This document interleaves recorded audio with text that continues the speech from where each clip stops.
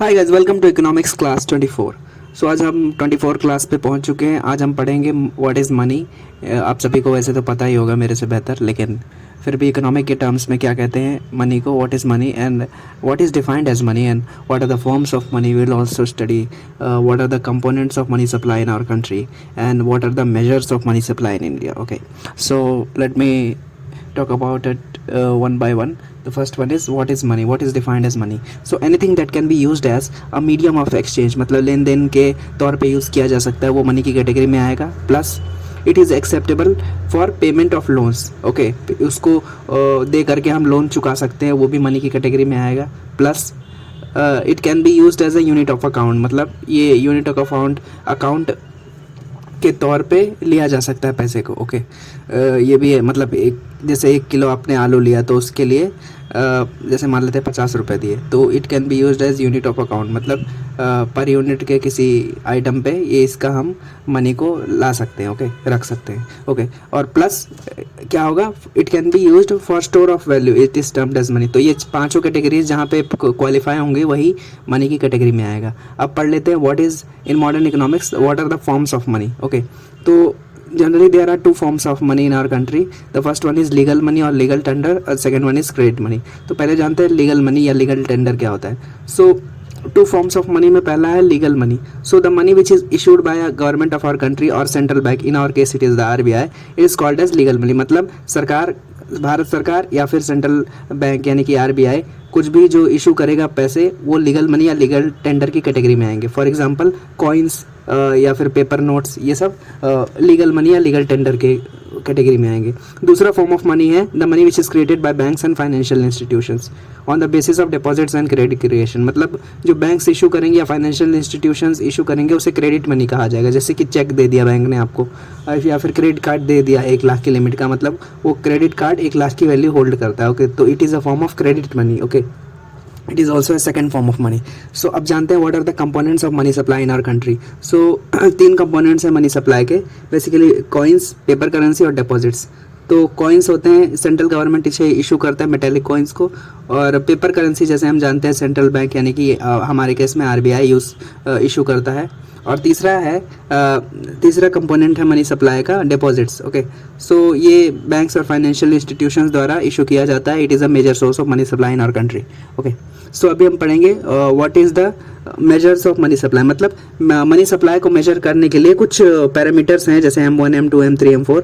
तो इसे 1977 में रिकमेंडेशंस वर्किंग ग्रुप की, कोई RBI की वर्किंग ग्रुप थी, उसके रिकमेंडेशंस के तौर पे की वजह से ये मेजर्स ऑफ मनी सप्लाई लाए गए। ओके, सो मनी को मेजर करने के लिए कि मतलब किस किस कैटेगरी में हम इसको डाल सकते हैं, तो पहला इसमें मनी मेजर का मेथड है, मतलब मनी मेजर का एक कैटेगरी है पहला M1 में क्या क्या मनी का इंक्लूड होगा ये देखा जा सकता है। So M1 is equal to cash with the public, जो पब्लिक के पास कैश है, plus demand deposits with banks. Demand deposits मतलब ऑन डिमांड जो आप कोई भी चीज़ विदड्रॉ कर सकते हैं उसे कहते हैं demand deposits with bank, plus other deposits with RBI। ये तीनों चीज़ मिलाएंगे तो M1 की कैटेगरी में आएगा। दूसरा मेजर ऑफ मनी सप्लाई है M2। So M2 is equal to M1 plus demand deposits with post offices. जैसे कि हम जानते हैं कि डिपॉजिट के लिए पोस्ट ऑफिस का इस्तेमाल किया जा रहा है बहुत समय पहले से ही, तो demand deposit with post office मतलब पोस्ट ऑफिस में कुछ डिपॉजिट किया और उसको ऑन डिमांड हम निकाल सकते हैं। So M2 is equal to M1 plus M1 की वैल्यू वही है जो पहले अभी हमने पढ़े, plus demand deposits with post offices भी इंक्लूड करेगा M2 के अंदर। ओके, सो नेक्स्ट मेजर जो है मनी सप्लाई का वो है M3। So M3 is equal to M1 plus time deposits with banks. Time deposit जैसे हम जानते हैं कि FD वगैरह करते हैं कि किसी पीरियड ऑफ टाइम 5 साल 7 साल पे ही उसको निकाल सकते हैं, फिक्स हो जाता है वो। तो M3 is equal to M1 plus time deposits with banks. Okay, so और चौथा मेजर है मनी सप्लाई का जो पहले आया था 1977 के रिकमेंडेशंस पे, वो था M4। So M4 is equal to M3 plus total deposits with post offices. Okay, so ये M4 में इंक्लूडेड होगा। और जैसे कि हम जानते हैं total deposits with any bank is equal to demand deposits plus time deposit। Time deposits वही मतलब जो किसी पर्टिकुलर पीरियड ऑफ टाइम के बाद में आप विड्रॉ कर सकेंगे। डिमांड डिपॉजिट्स मतलब ऑन डिमांड, आपको जब चाहिए तब ले सकते हो। तो demand deposit plus time deposit is equal to total deposit okay of any bank.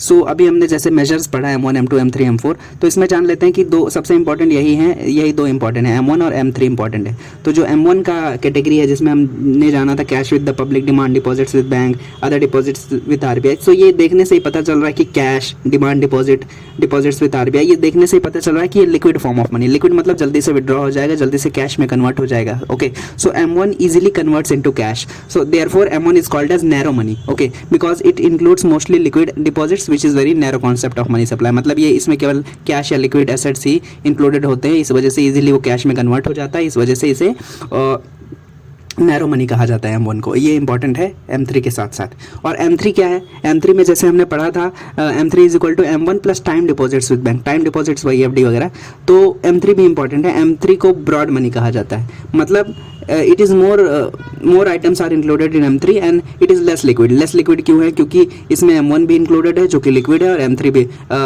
ये भी इंक्लूडेड है टाइम डिपॉजिट्स विद बैंक जो कि नॉन लिक्विड है ओके। सो इस वजह से ये ब्रॉड मनी के कॉन्सेप्ट में आता है, ये थोड़ा वाइडर कॉन्सेप्ट है okay. So for policy decisions the RBI depends on M1 and M3 okay. Trends in M3 और M1 को देखते हुए जैसे मैंने बताया कि ये इंपॉर्टेंट है।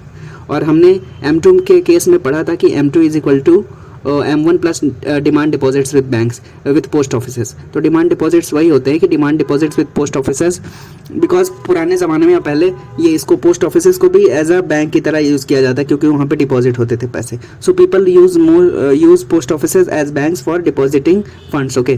सो funds withdrawable on demand from post offices savings bank account will be included in this measure, क्योंकि ये है ना demand deposits with post office, मतलब पोस्ट ऑफिस के पास में जो डिपॉजिट है उसको ऑन डिमांड विदड्रॉ किया जा सकता है ओके। सो ये तो हो गया पहला जो 1977 में आए थे वर्किंग ग्रुप RBI के रिकमेंडेशंस पे कुछ मेजर्स। तो फिर अभी उसको 1998 में 1998 में उस टाइम पे जो डेप्यूटी गवर्नर ऑफ RBI थे उन्होंने रेकमेंड किया कि we need to do some changes in the measures of money supply. मतलब मनी सप्लाई को मेजर करने के लिए जो हमारे पुराने मेजर्स थे उसमें हम लोग को कुछ और ऐड करना चाहिए, अपडेट करना चाहिए। तो इसीलिए ही recommended 3 new liquidity indices okay, L1 L2 L3 and quarterly financial sector survey okay. So इसका ऑब्जेक्टिव क्या था?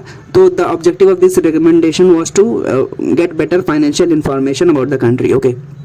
सो इसमें भी बहुत सारे मेजर्स हैं जिसमें से पहला जानते हैं M0। सो M0 पहले वाले में नहीं था, तो M0 में क्या आएगा? तो M0 is equal to currency in circulation जैसे M1 में था, plus bankers deposit with RBI, ये नहीं था पहले, plus other deposits with RBI okay. तो M0 में currency in circulation plus bankers deposits with RBI plus other deposits with RBI रहेगा ओके। और M1 M2 M3 ये तो वाइडली यूज्ड है, ये सेम मतलब हमको पता ही है कि ये पहले भी थे। सो इसमें से M1 और M3 वाइडली यूज्ड है और M2 और M4 रेयरली यूज्ड होता है okay. So the RBI initiated the publication of new set of monetary and liquidity aggregates जैसे कि मैंने बताया L1 L2 L3 on the recommendations of money working group on money supply okay। So ये जो नए monetary aggregates थे, जो नए liquidity aggregates थे, उनका नाम था L1 L2 L3। तो इसमें से हम जानते हैं कि क्या क्या अपडेट हुआ। तो NM1 is equal to, NM1 क्या है? New measures okay, new measure of money supply. तो NM1 is equal to currency with public plus demand deposits with bank plus other deposits with RBI। So NM1 वही है जो M1 था okay, इसमें कुछ change नहीं हुआ, और M2 को चेंज करके NM2 कर दिया गया। तो NM2 is equal to NM1 plus short term deposits with residents up to maturity of 1 year. मतलब जो शॉर्ट टर्म डिपॉजिट्स होते हैं ना उसका मेच्योरिटी 1 साल तक के अंदर रहता है ओके।